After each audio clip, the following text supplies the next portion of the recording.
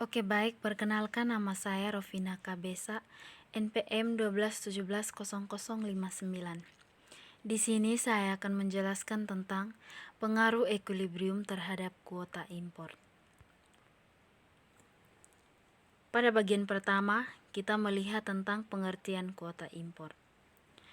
Kuota impor adalah kebijakan impor dengan membatasi kuantitas impor produk selama jangka waktu tertentu.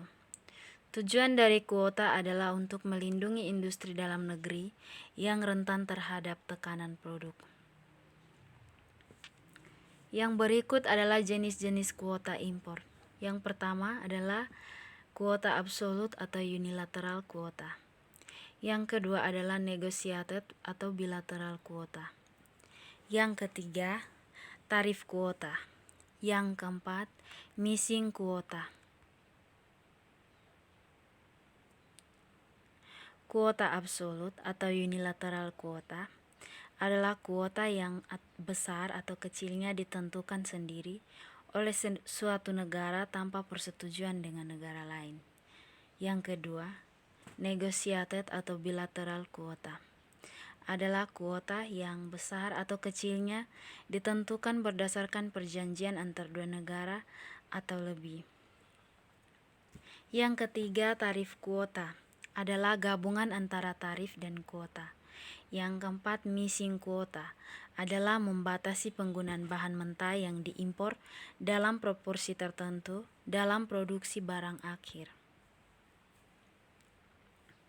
Yang berikut adalah keuntungan dan kelemahan dari kuota impor.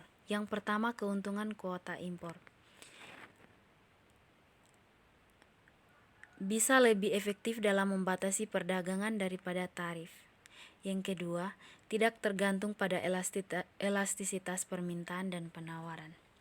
Kelemahannya, pemerintah tidak memperoleh pendapatan. Yang kedua, konsumen domestik menanggung harga yang lebih tinggi. Yang ketiga, menguntungkan beberapa importir dan sebagiannya tidak.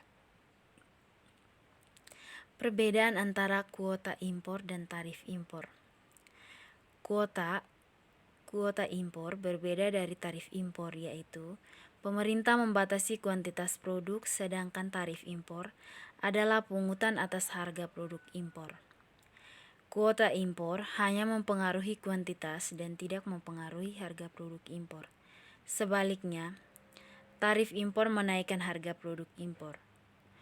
Kuota menghasilkan kekurangan di pasar domestik, sedangkan tarif tidak. Di sini digambarkan kurva, yaitu kurva membandingkan tarif dengan kuota.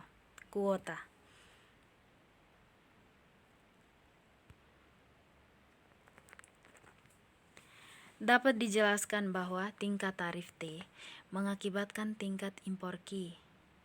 Tarif mengakibatkan produksi domestik sebesar Kt dan domestik PW tambah T. Kuota mengakibatkan tingkat produksi yang lebih rendah pada WQ dan harga yang lebih tinggi pada PQ. Jika dilindungi oleh tarif, perusahaan monopoli domestik berperilaku sebagaimana menghadapi persaingan sempurna. Berbeda jika dengan kuota impor, karena kuota impor memberikan proteksi mutlak, tidak peduli pada harga domestik. Impor tidak akan melebihi tingkat kuota. Sekian dan terima kasih.